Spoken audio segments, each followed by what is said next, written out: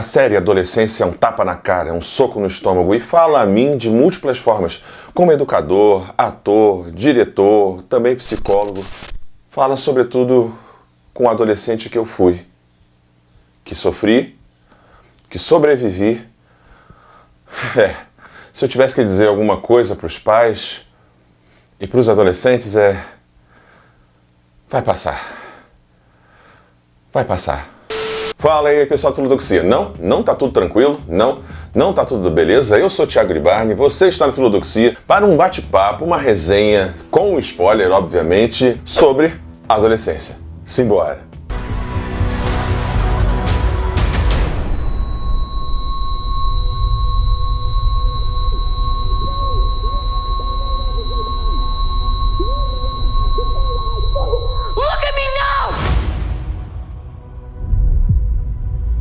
Crazy what your brain tells you to do when you're a kid. E aqui você já sabe, eu já vou pedir logo, antes que o punitivismo moralista acabe ainda mais com a vida dos nossos adolescentes, deixa seu like maroto, se inscreva no canal, caso ainda não tenha se inscrito, se estiver assistindo essa prévia por qualquer outro lugar que não o canal, passa lá pra prestigiar que ajuda muito, beleza? Então agora sim, bora começar! Nesse vídeo a gente vai tratar os 4 episódios separadamente, com questões jurídicas, políticas, de psicologia, de Conselho Federal de Psicologia, diagnóstico, enfim, vários assuntos, autores por episódio. Então aqui link na descrição de referências de vídeos, documentos, caso você queira aprofundar o assunto, deixa aí já seu comentário, caso também você queira falar alguma coisa. Não vou conseguir dar conta de tudo, obviamente, mas vou tentar, na medida do possível, falar sobre tudo aquilo que me chamou a atenção, inclusive ideologia, política, questão de raça, enfim, tem muita coisa aí pra gente discutir, questão de gênero. Bom, sem mais delongas, vamos pro primeiro tópico. Bom, então por isso tudo, a minha nota para a adolescência é nota 10. Sim, já vamos tirar logo isso da frente, que eu gosto da arte, né, como diria Schopenhauer, Arthur Schopenhauer, a arte que expressa a vontade, né, o Zeitgeist, o espírito do tempo, né. Aconteceu com Bebê Rena, aconteceu com Ainda Estou Aqui, acontece com músicas, séries e filmes, e a adolescência, ela pega isso, né, ela opera o que já existia na cultura grega clássica, que foi sistematizado por Aristóteles, que é a questão da catarse, a purificação da alma através da tragédia, através da arte. Você chora o choro do outro, do personagem, mas também o seu choro, o medo do outro que também é o seu, a angústia e etc, né? E se a série não é perfeita, ela tem a questão do espírito do tempo, né? Que de alguma forma pode dirimir qualquer questão técnica, então por isso, nota 10. Bom, e para isso vou precisar da ajuda do meu celular, que aqui não tem teleprompter, né? Então, vamos lá aqui. Começando aí pelo episódio 1, né? Essa questão do episódio 1, para mim, é fundamental para a gente poder pensar alguns aspectos legais, jurídicos. É impressionante como a série já tem uma questão de problemas e de situações que reforçam a crítica da série. Primeiro ponto. A questão da revisão da maioridade penal do Brasil, e falando da maioridade penal com relação a alguns países do Reino Unido, que chega a 10 anos. Isso é um primeiro ponto, né? Aqui a gente já tem esse debate voltando, que desde a década de 70, quando tinha o Código do Menor Infrator, que agora tem um ECA. O Código de Menores foi sancionado pelo general João Figueiredo em 10 de outubro de 1979, a tempo do Dia das Crianças. Artigo 1º. Este código dispõe sobre assistência, proteção e vigilância a menores, até 18 anos de idade, que se encontrem em situação irregular. O menor é um estigma. O menor é uma categoria que, na verdade, se identifica com uma classe social. O menor é uma ameaça. O termo, até hoje, não se superou, esse estigma que ele carrega. Até hoje, quando você fala num adolescente infrator, é muito comum as pessoas se referirem a ele como um menor. Mas se você se refere a uma criança da família ou uma criança qualquer que você vê na rua, você não chama, intuitivamente, você já não chama aquela criança de menor. Ou você chama de criança, ou você chama de adolescente, ou você chama pelo nome. Isso é um assunto muito caro, muito interessante, que faz a gente pensar esse debate, né? Você tem pelo menos aí 2 visões que a gente pode colocar. Em 13 de julho de 1990, o Estatuto da Criança e do Adolescente é promulgado. Uma legislação para crianças e adolescentes, não apenas para os menores. Artigo 1º da Lei 8.069 de 1990, o Estatuto da Criança e do Adolescente. Esta lei dispõe sobre a proteção integral à criança e ao adolescente.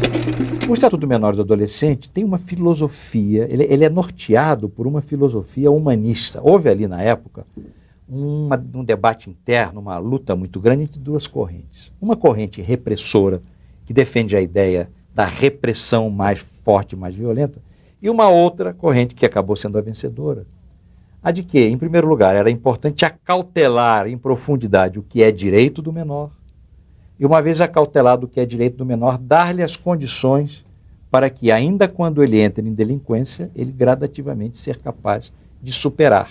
Ou seja, a sociedade viria a posteriori tratar de uma criança da qual não tratou devidamente. Então, assim, esse primeiro episódio é sobre democracia, é sobre Estado democrático de direito, é sobre ser um sujeito de direitos. Você cometeu um crime, você matou uma pessoa, você esfaqueou, mas você é um sujeito de direito. Isso é muito, muito importante e é o tema para mim aqui central. Essa burocracia que é bem-vinda, né? Weber ou Durkheim falam muito sobre isso, né? Essa questão da burocracia, salvo engano, Max Weber. Max Weber traz essa ideia da burocracia como aquilo que nos iguala. E esse discurso moralista de fim da maioridade penal, e aqui, dependendo do lugar, dependendo da cor, quer você queira, quer não, há protocolos diferentes para tratamento de indivíduos, de sujeitos, de suspeitos, a gente sabe muito bem disso, e isso não é propriamente um traço democrático. Então o primeiro episódio para mim é justamente sobre direito, sobre ser um sujeito de direito, sobre democracia, sobre legislação, sobre a proteção desse menor, apesar do que ele fez. E no Brasil, sim, a punição, os reformatórios, as casas de custódia, elas acabam funcionando muitas vezes como uma extensão da prisão, nessa visão entre a visão humanista, né, que traz o ECA na década de 90, depois de muito embate e conflito, pensando na ideia de menor infrator, né, nessa ideia de um sujeito que estaria abandonado pela sociedade, mas agora pode ser tratado, pode ser recuperado, e uma visão humanista, como eu disse, uma visão punitivista. E essa visão, volta e meia, aparece novamente no Brasil, com contexto eleitoreiro, com contexto eleitoral. Acho que o ponto aqui central desse primeiro episódio é justamente isso. Eu, como educador, tenho que acreditar na recuperação do sujeito, na recuperação do indivíduo, no poder do contexto, no poder do meio, da interseccionalidade desse sujeito, se ele é homem, mulher, se ele é branco, se ele é preto, se ele foi abandonado ou abandonada na lata de lixo e por isso perpetua todo um contexto de abusos, de vivência na rua, como aconteceu e acontece várias vezes no Brasil. Então acho que esse primeiro episódio dá pra gente expandir para essa questão jurídica, legal, e pensar assim, o que eu gostaria que fizessem com meu filho? Como eu gostaria que tratassem o meu filho se ele fosse suspeito de um crime hediondo como esse? Porque aí entra a questão da raça, aí entra a questão fundamental do Brasil, que é o racismo, porque o menor tem cor. Quando você pensa no menor infrator, certamente você pensa em cor, classe social. Esse debate é um debate que deve ser traçado, né? E você tratar esse sujeito, esse adolescente, como um sujeito de direito, é o que traz civilidade. É o que traz a possibilidade desse indivíduo ter um acesso à saúde mental, como a psicóloga fala lá no episódio 3, e eventualmente se recuperar, se reintegrar, ou pelo menos ser tratado. É disso que a gente está falando, de civilidade, de democracia e da crença cristã, humana, legal e jurídica. Nós, enquanto sociedade, os poderes constituídos podem sim e devem proteger os seus. A gente fala aqui de neurociência, de neurodesenvolvimento, o cérebro só está maduro a partir dos 25 anos de idade, né? O lobo pré-frontal com a questão das decisões, né? Refrear a impulsividade, tantas outras questões que eu poderia colocar aqui. Você pode discutir, você quer discutir a redução da maioridade penal, mas a gente está falando geralmente, quando se fala disso, de encarceramento em massa.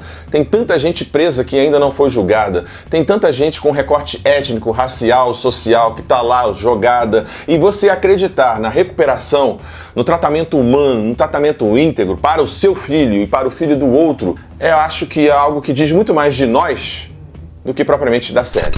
E aí a gente chega no segundo episódio, que é muito caro a mim como educador. Nós falamos de escola, sociedade, o papel dos pais, linguagem. Isso é o ouro aqui, eu acho, desse segundo episódio, né? Primeiro eu queria já tirar da frente essa questão da paternidade, né? Esses pais, esses homens que às vezes são omissos, que às vezes são negligentes com relação à paternidade, porque é dado, por uma questão neoliberal, de capitalismo e tudo mais, é dada à mulher essa noção do cuidado. Não estou generalizando, não é para todos. claro que não é para todos. Estou falando aqui especialmente do personagem do policial, né? Que tem a sua rotina de vida, eventualmente um pai separado ou não fica claro. E você tem esse pai também que trabalha desentupindo, né, privada e tal, chega tarde em casa, não está presente, porque a vida é assim com homens e mulheres também, mas o foco aqui é esse masculino. E acho que o ouro desse episódio é a questão do policial se colocando como aluno, fazendo uma escuta ativa, como a gente diz na psicologia, né? Do seu filho que sofre bullying, não só por ser preto, mas por ser filho de policial, e todos ali estão sofrendo dentro de uma questão, de uma lógica, né, elitista, de uma escola privada. Isso é importante ser levado em consideração, onde o aluno é o filho do procurador, é o filho do desembargador, a cultura do processinho. Toda a família eventualmente vai lá e processa a escola ou algo nesse sentido, porque se arroga defensora do filho e tudo mais. Você tem que ser mesmo. Só que o que eu quero trazer aqui é que eventualmente há um meio termo, né? Entre você abandonar o seu filho, negligenciar, por qualquer condição que seja, não necessariamente consciente, por má vontade, ninguém quer fazer isso, ninguém faz isso, você acaba por trabalho e tudo mais, abandonando o seu filho para as telas, etc. E o pai superprotetor, a mãe superprotetora, né, como diria Jung também, né, e você entra aqui junto com Jung, essa mãe devoradora, você pode trazer aqui Humberto Eco para falar da questão das telas e as telas que deram vozes a idiotas. E aí você tira o idiota e coloca Red Pill, você coloca aí a cultura woke, né, que dizem que é a cultura woke da extrema-direita, você radicaliza geralmente esses jovens brancos, e nesse cenário dos jovens brancos, a série está sendo atacada justamente por supostamente ter mudado a etnia do assassino. Olha só que doideira. Adolescence. It's just more feminine or feminist nonsense, ultimately. It is not true. White young boys are not the problem. Young white men in this country are the most targeted group of people, the most vilified, and clearly, by all the statistics, the most forgotten. Pois é, né? Então a gente tem um debate aqui que é um debate ideológico, político, de instrumentalização do ódio, da linguagem, do pertencimento, das questões antropológicas, sociais, culturais, que de alguma forma capturam essa juventude, essa masculinidade que está sem referencial, e tem o referencial do cretino que é citado na série, que eu não vou citar aqui o nome. Dentro dessa lógica, o pai, o policial, volta. Ele é um homem bonito, forte, másculo, preto, bem-sucedido e que se coloca como aluno do filho. Ele não entende os emojis, mas ele aceita que errou na investigação. Ele decide fazer, como eu disse, a escuta ativa do seu filho. E aí, para mim, tem uma das coisas mais bonitas do episódio, que é esse sujeito, depois de perseguir, né, o menino dono da faca, você, no plano sequência, que é maravilhoso, porque você tem um tempo de processamento, né, do ator, do roteiro e tal, ele entende que o filho dele podia ser um desses. Ele entende que ele está sendo um pai ausente. Ele tem o clique, que ele precisa passar tempo de qualidade com seu filho, que ele não vai se virar sozinho, que ele não vai se formar sozinho, que os homens choram, que os homens sofrem, que os homens eventualmente choram no banheiro sozinhos porque não podem chorar. One of the things that sticks in my mind is, from a session, is one of the boys who had admitted he had cried, but that nobody had seen him cried. When I asked him where had he cried in front of teachers or the school nurse or parents, he said absolutely no way. And he revealed that he had cried in the shower because the water was hot. It makes his face look flushed, so therefore nobody knows that he's been crying. And at that point I thought, it's so sad that boys go to such lengths to hide their emotions just to fit in with this stereotype of what it means to be a real man. And until we break that stigma, that's going to continue to happen, and boys think that they can't show their emotions and therefore they won't get the help that they need. Na visão dos pesquisadores, abre aspas, meninos estão desesperados por sentido, direção e por modelos de comportamento. De um lado, eles são os maiores perpetradores e também as principais vítimas da violência no mundo real, e isso é muito evidente no Brasil. Enquanto isso, eles passam cada vez mais tempo no mundo virtual, muitas vezes expostos a riscos ou abusos. No Brasil, 60% das crianças entre 9 e 10 anos que usam a internet têm perfil em pelo menos uma rede social, sendo que, em teoria, as plataformas sequer poderiam aceitar usuários com menos de 13 anos. E aí entram essas figuras nefastas que instrumentalizam, né, os neonazis, os fachos, os incels, enfim, tantas outras tribos, tantos outros gritos que, na verdade, trabalham com a lógica da culpa, do ressentimento, e esse ressentimento se torna ódio. E ódio a quê? As mulheres, como se elas precisassem ainda mais ser odiadas, como se precisassem. E colocar a culpa só nessa questão das telas não é suficiente. Colocar a culpa nos pais também não é suficiente, mas é importante. E aí, nesse episódio, a gente tem que falar de uma coisa importantíssima que é regulação. A regulação da internet, a regulação das mídias, a responsabilidade das Big Techs, que enfrentam processos no mundo inteiro, sobretudo no Reino Unido, e que rogam por desregulação. Algo tão próprio do capital de modo geral, mas querem fazer o que quiserem fazer, lucrar como quiserem lucrar com a nossa vida, com a vida dos nossos filhos, com o nosso adoecimento físico-mental e não se responsabilizarem pelo que ali está. As redes sociais lucram com a morte, lucram com o ódio, lucram com essa dinâmica das paixões que é sim algorítmica, que é sim pensada, o sujeito vai nas suas bolhas cada vez se radicalizando cada vez mais para mantê-lo na plataforma. Enfim, é um assunto longo, mas eu acho que cabe aqui trazer essa questão jurídica. O Brasil, ele é exemplo para o mundo, assim como a Europa, com relação à responsabilização dessas Big Techs. A gente tem também a questão de proibir os celulares hoje, então a gente tem assim alguma esperança, né? As Big Techs estão tentando de sempre, de alguma forma, lucrar, estar presente em nossas vidas, mas ao mesmo tempo, quando ocorre algo, elas não querem se responsabilizar. Ora, peraí. Se você, pai, você, mãe, quer responsabilizar a escola quando acontece alguma coisa com o filho, por que você não quer responsabilizar a Meta? Por que você não quer responsabilizar o Google? Por que você não quer regulação, eventualmente? Então, acho que é algo pra gente pensar e pensar seriamente. E aí chegamos ao fantástico episódio 3, né? Muito bom, muito bem feito, muito bem filmado, muito bem atuada a série, né? Mas assim, eu queria falar desse episódio porque ele é, de novo, caro a mim agora, não só como educador, mas como futuro psicólogo. Ali a gente está vendo a prática da psicologia jurídica. A psicologia jurídica, ela age por provocação do juiz, etc. Ao que eu entendi, o juiz designou um perito, né, uma psicóloga à parte, para além daquele que estava envolvido diretamente com a família, para fazer um laudo, né, para produzir um laudo, um relatório sobre o estado mental do sujeito, sobre a percepção do Jamie e etc. Né? Ela ali está na quinta sessão, tem uma crítica, sei lá, ela parece um pouco medrosa demais, parece que não faz isso, né, durante muito tempo, não sei, o medo, eu entendo a questão narrativa, né, que é pra gente ter empatia com ela é um pouco o espectador, mas como profissional eu achei um tonzinho acima com relação à preocupação, mas nada demais. Nessa lógica, ela faz uma investigação muito interessante com temas que só uma mulher poderia tratar, perceber, identificar e confrontar esse homem, esse sujeito, essa masculinidade. Aí vem o aspecto de gênero, né?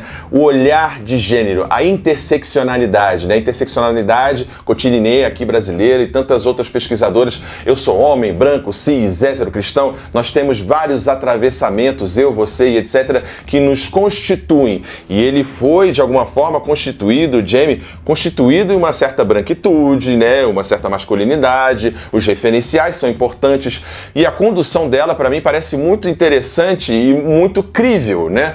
Ela vai conduzindo e vai mostrando pra gente como não ser direta na sessão, nas perguntas sobre masculinidade, mas ao mesmo tempo chegar a esse ponto comendo pelas beiradas, deixando o paciente, o cliente, à vontade para falar ou não falar sobre determinado assunto. Ela ganha muito quando ela volta e trabalha, conscientemente ou não, com a culpa do Jamie, se é que ele tem culpa, mas é importante, fundamentalmente importante para mim, no final, quando ele admite 2 ou 3 vezes, né, ele admite que matou a menina. Eu acho que o mais importante, talvez, desse episódio é justamente isso, porque esse episódio, de alguma forma, tem o eco lá na frente para ele poder se declarar culpado. Não acredito que ele se declare culpado só por uma questão jurídica de estratégia e etc, né? Ele se declara culpado porque houve um processo terapêutico em que ele escutou o que ele fez e ele em algum lugar ele rejeita, em algum lugar ele tem vergonha, em algum lugar ele não quer. E provavelmente, quem sabe, ele também se radicalizou ali no internato, né? Sabe-se lá com quem ele estava convivendo também, porque tem uma gradação, uma diferença muito grande entre 5 e 7 meses e como ele estava ali naquele final, né? Então, possivelmente, talvez tenha havido ali um discurso, né? Tem havido ali uma espécie de união em gueto, onde ele teve que se afirmar, né, como homem, como forte, e talvez ele tenha se radicalizado ali, o que não exime a consciência e a culpa dele, algo que ela faz no final, né? Você tem consciência da morte? Você sabe que ela não vai voltar? etc, etc. Essa é a nossa última sessão, ela informa isso a ele, sempre de modo muito protocolar e tudo mais. E ele quer ser amado, ele quer ser reconhecido, na verdade ele quer ser protegido, ele quer que o pai olhe para o lado, ele chama o pai, não porque o pai vai fazer o que é certo, mas porque ele sabe que o pai vai virar o rosto, né? E é muito curioso perceber isso em termos de consciência, como ele tem consciência disso. Mas eu quero trazer aqui um ponto importante, que é a questão do diagnóstico. A série não é para saber quem foi o culpado, a série não é para diagnosticar. Nós temos aqui o DSM-5, né, no mundo, que é o Manual Diagnóstico, né, de Doenças, e no Brasil nós temos uma normativa, né, do Conselho Federal de Psicologia, que só com 18 anos você diagnostica alguém. Então não é o caso aqui. Lembra do lóbulo pré-frontal, de questões cerebrais, de neurociência, de formação do sujeito, maturidade cerebral e tal? Você não vai diagnosticar o Jamie aqui. Então o pessoal está falando de TOD, o pessoal está falando de, sei lá, transtorno borderline, enfim, transtornos da personalidade, né, como narcísico, antissocial, etc. É indício de. Não dá para bater o martelo. Não se deve, eticamente, bater o martelo. Não se deve condenar esse sujeito, esse menor infrator, a ser um psicopata, como diz no senso comum, ou o menor infrator aqui no Brasil, a ir para o sistema prisional, ele está condenado. Você entrega ele para o crime, você entrega ele para as facções. Não, é antiético, não vou fazer isso aqui porque não é para fazer. Então tem essas hipóteses, né? Borderline, não sei o que, Não importa. Importa que é um sujeito em sofrimento, um sujeito que está consciente ou inconscientemente em conflito, tentando achar referencial de masculinidade. A internet, aquele desgraçado, que eu também não vou citar o nome aqui, incel safado, que coloca aí, tem tanta má influência, e não, a má influência é muito menos perigosa do que, sei lá, o comunismo, o socialismo, mas enfim, deixa pra lá. Então assim, o diagnóstico, quem fez, quem não fez, isso não importa, nem pra mim, nem pra você, nem pros criadores da série. Ele é um sujeito em formação, ele é um sujeito em desenvolvimento, que tem total capacidade, possibilidade de recuperação, e que a gente, inconscientemente ou não, por questões de estigmas e arquétipos sociais, a gente já acha que esse jovem branco tem mais recuperação do que um jovem preto, um jovem migrante, como eu mostrei lá anteriormente, né? Que já nasce com a cor do bandido, já nasce com a etnia e a origem do degenerado. Uma visão lá antiga de Lombroso, né? Sociologia e tudo mais. E aqui a gente tem que colocar, não é sobre diagnóstico, é sobre sofrimento, é sobre o devido processo legal, é sobre um tratamento humano e sobre o fazer de uma profissão que muitas vezes é delegada, muitas vezes é menosprezada, né? Pela psiquiatria ou pela questão jurídica, psicólogo como estagiário dentro de tantos outros saberes, e não é assim. A gente trabalha muito, com muita ciência, com muita seriedade e eventualmente com muita dor. Não dor no sentido que aparece na série, mas é porque a gente é gente também, né? A gente sente pelo sujeito, a gente está fazendo uma análise, mas também sente pelo sujeito. É triste assim, a gente sabe de coisas, pensa coisas, mas não pode dizer. E é uma profissão, é um saber, que eu deixo aqui meu carinho, meu beijo a todas as colegas psicólogas, psicólogos, e cuide da sua saúde mental e dos seus filhos, porque se deixar para o capitalismo, o neoliberalismo, para o mundo, para a internet, para as telas, a gente que se lasque. E aí a gente chega no quarto episódio, que tem um espelhamento narrativo muito importante, né? É a lógica ou a visão do pai e a visão do filho sobre a questão do esporte, né? O que o pai queria, o que o filho queria. Acho que os dois entenderam do mesmo jeito, eles tinham alguma conexão, mas olhando para o pai, cara, que masculinidade tóxica, né? O pai tem que dar conta de tudo, o pai não pode dividir, o pai não pode chorar e etc. Essa mãe também, né, que tem o papel da mãe, que pode ser vista como submissa, mas ao mesmo tempo como uma mulher que ama, que entende esse marido, que é compreensiva, que cuida dele. Então você pode ver das duas formas, ela como meio letárgica ou ela como alguém que sabe do sofrimento desse marido e até admira como ele lida sem o devido encaminhamento, sem o devido processo de terapia, né, sem o devido cuidado mental. Ele está achando estratégias funcionais ou disfuncionais, diria TCC, para poder lidar com aquilo que ele sofreu, né? Nós todos somos adolescentes, como eu falei no início. Nós somos crianças, a gente não quer repetir o mesmo erro, a gente quer dar para o nosso filho aquilo que a gente não teve, e às vezes nessa ânsia a gente sufoca ou não. E esse pai, Deus, como esses pais, né? Esses pais, eles sofrem porque eles estão fazendo tudo que eles podem, né? Ele é um homem agressivo, ele é um homem violento, mas que tenta conter isso na medida do possível, né? Ele não está resignado com a questão de classe. Ali tem a questão de classe de novo, eles são pessoas do subúrbio, né? Eles são pessoas da periferia, eles são pessoas de um subúrbio, classe média, média baixa, né? A profissão dele é limpar a privada, não é a melhor profissão do mundo. Isso dá uma captura, né, para a cultura red pill, para a cultura desse machismo e tal. esse homem nem vai a pub, talvez porque o pai dele fosse bêbado, talvez porque o pai dele fosse alcoólatra e batesse na família, em casa. E o sinônimo de violência é bater, né? O sinônimo de violência é tocar. Tanto é que, voltando no episódio 3, o Jamie se cria um mecanismo de defesa para si, dizendo: eu não toquei nela. Na ideia de tocar no corpo, né? No corpo morto dessa mulher. De vilipendiar essa menina. Violência seria bater na mãe, violência seria tocar no corpo. Então isso ele não fez, né? Foi um crime limpo, foi um crime sem muito contato com a vítima, apesar de extremamente passional, pulsional, fálico e tal, a questão da facada. Voltando para o pai, mostra pra gente que nós estamos e precisamos da ajuda do governo, das leis, regulamentação, ajuda das escolas, ajuda psicossocial. Saúde mental não é nem deveria ser exceção, que o homem precisa sim de muita terapia, que o homem sem terapia, com uma ideia de masculino antiga, do macho, do varão, tão apregoada em algumas igrejas, etc., que eventualmente até dentro dessas igrejas, dessa lógica, se admite a violência sexual contra filhas e filhos, a ideia do perdão, como aconteceu recentemente, acontece volta e meia, como se esse macho tudo pudesse. Olha só que perigoso, olha que assunto perigoso. Ao discutir essa masculinidade, ao discutir essa questão do pai e do filho e de todos os meninos, você discute política. Política pública, política radical, extremismo, religião, tá tudo discutido e tá tudo em volta. Enfim, Adolescência é uma série que pegou a todos nós de surpresa, mas nem tão surpresa assim. É porque a gente sabe do que ela tá falando. E a gente precisa pensar para além da culpabilização da escola, dos pais, da criança e das telas. A gente tem que falar de democracia, sujeitos de direito, a gente tem que falar de big techs, de regulamentação, e aí sim a gente constrói, eventualmente, uma sociedade melhor. Porque antes, o criminoso, o aliciador e etc. estava na rua escura, não fale com estranhos. Agora, ele está lá dentro do Xbox, do PlayStation, dos fóruns, radicalizando nossos filhos, nossas filhas, sobretudo os nossos filhos. E aí, qual é o nosso poder? Em eleições, em regulamentação. Não é sobre cerceamento de liberdade de expressão. É sobre controle e responsabilidade. E tantas outras coisas que a gente acabou de discutir aqui. Bom, é isso, pessoal. Espero que você tenha gostado desse bate-papo. Não esquece de deixar seu like, se inscrever no canal, caso ainda não tenha se inscrito. Deixe um comentário. Concorda comigo? Discorda de mim? Viu outros pontos? Bom, é isso, pessoal. Tchau, tchau. Valeu.